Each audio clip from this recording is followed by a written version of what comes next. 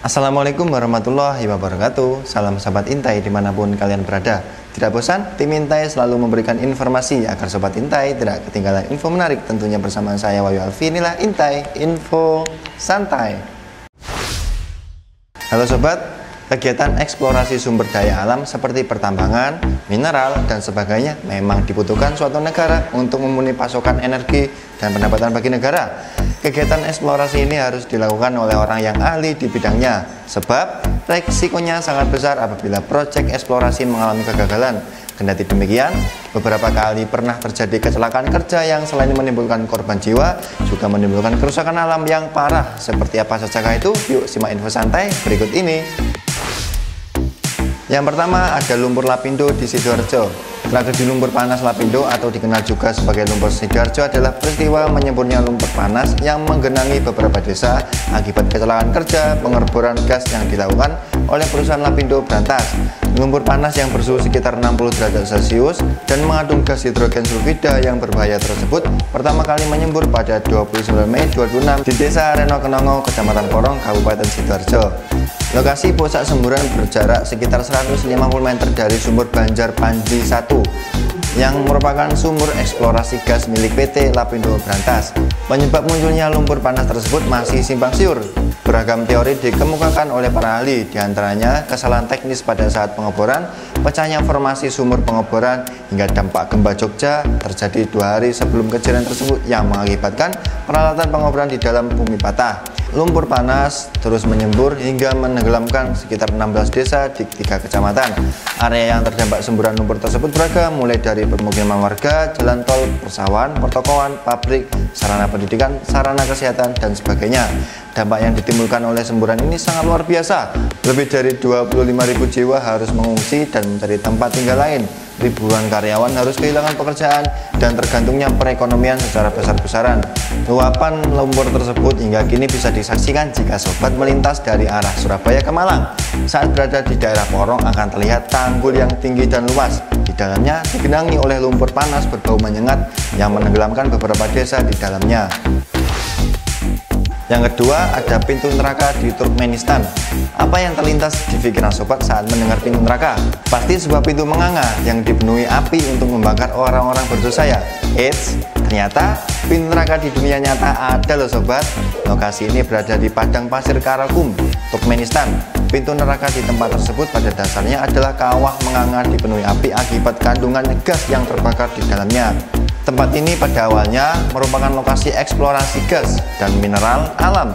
Kabarnya pada sekitar tahun 1971, sejumlah ahli geologis datang ke tempat tersebut untuk melakukan aktivitas penambangan di tempat tersebut. Nahasnya, tanah yang mereka tambang tiba-tiba runtuh dan menghancurkan semua peralatan tambang di atasnya. Runtuhnya tanah tersebut membentuk sebuah kawah dengan diameter sekitar 69 meter dengan kedalaman 30 meter. Para peneliti tersebut juga menemukan adanya gas metana yang muncul di bawah kawah tersebut. Para ahli geologis tersebut kemudian memutuskan untuk membakarnya dengan alasan untuk menghilangkan gas metana yang berbahaya bagi tubuh manusia. Namun ternyata kandungan gas metana di dalamnya begitu banyak. Hingga saat ini kawah tersebut masih mengeluarkan api walaupun dalam kondisi hujan lebat.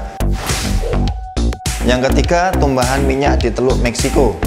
Pada bulan April 2010 silam, sebuah anjungan pengeboran minyak di lepas pantai Louisiana, Amerika Serikat meledak dan tenggelam. Sekitar 11 pekerja yang berada di tempat tersebut hilang dan dinyatakan tewas akibat ledakan tersebut. Ledakan yang berada di sekitar Teluk Meksiko tersebut menyebabkan sekitar 1.000 barel minyak dari sumber pengeboran per hari bocor dan mencemari lautan.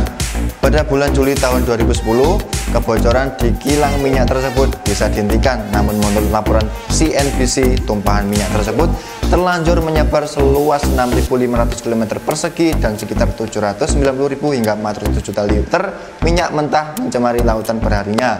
Pencemaran akibat tumpahnya minyak tersebut sangat luar biasa dan berdampak panjang. Tumpahan minyak mengakibatkan rusaknya daerah rawa dan terumbu karang. Selain itu juga berdampak bagi matinya ekosistem laut yang sangat berpengaruh bagi kelestarian lingkungan dan kehidupan nelayan sekitar. Yang keempat ada Chernobyl di Ukraina. Nuklir merupakan energi yang banyak bermanfaat bagi manusia. Namun pemanfaatan nuklir harus dilakukan dengan benar dan bertanggung jawab, sebab efek yang ditimbulkan dari nuklir sangat dahsyat dan berbahaya jika disalahgunakan. Kecelakaan kerja pada pemanfaatan nuklir juga sangat berbahaya bagi manusia. Hal ini sebagaimana yang pernah terjadi pada tragedi Chernobyl di Ukraina pada tahun 80-an lalu. Tragedi Chernobyl terjadi pada tanggal 26 April 1986 di reaktor nuklir nomor 4 di pembangkit listrik tenaga nuklir yang berada di Pripyat, Ukraina, yang masa itu masih bergabung dengan Uni Soviet. Bencana ini tercatat sebagai bencana nuklir terbesar sepanjang sejarah. Uni Soviet menanggung kerugian yang sangat besar dan sangat berpengaruh bagi kehidupan masyarakat sekitar. Tragedi ini bermula pada saat dilakukan pengujian sistem di salah satu reaktor nuklir. Kemudian terjadi lonjakan energi secara tiba-tiba dan tak diduga. Dan ketika sedang mencoba mematikan darurat, terjadi lonjakan daya sangat tinggi yang menyebabkan tangki reaktor pecah diikuti serangan ledakan uap. Kejadian ini melepaskan moderator neutron grafit dan reaktor ke udara sehingga terbakar. Kebakaran yang dihasilkan berlangsung seminggu penuh dan melepaskan debu partikel radioaktif ke atmosfer secara meluas. Bencana ini menghasilkan radiasi dinilai 100 kali lebih besar dibandingkan bom atom Hiroshima dan Nagasaki. Akibatnya, ratusan ribu penduduk harus dievakuasi untuk menyelamatkan diri dari paparan radiasi yang berbahaya. Kawasan sekitar Chernobyl seluas 2.600 km persegi juga harus dikosongkan dan ditetapkan sebagai zona eksklusi yang terlarang untuk dimasuki tanpa izin. Hingga kini kawasan tersebut menjadi kota mati yang hanya terlihat sisa-sisa kehancuran akibat efek bencana nuklir. Nah, itu tadi sobat, sejumlah kerusakan besar yang timbul akibat kecelakaan kegiatan eksplorasi energi dan sumber daya alam. Sudah saatnya kita memperhatikan kelestarian lingkungan sekitar kita. Yuk mulai hemat energi dan beralih ke penggunaan energi terbarukan yang ramah lingkungan. Tidak terasa saya sudah menemani Sobat Intai. Kita ketemu lagi di Intai berikutnya. Saya Wahyu Alfi undur diri. Inilah Intai Info Santai.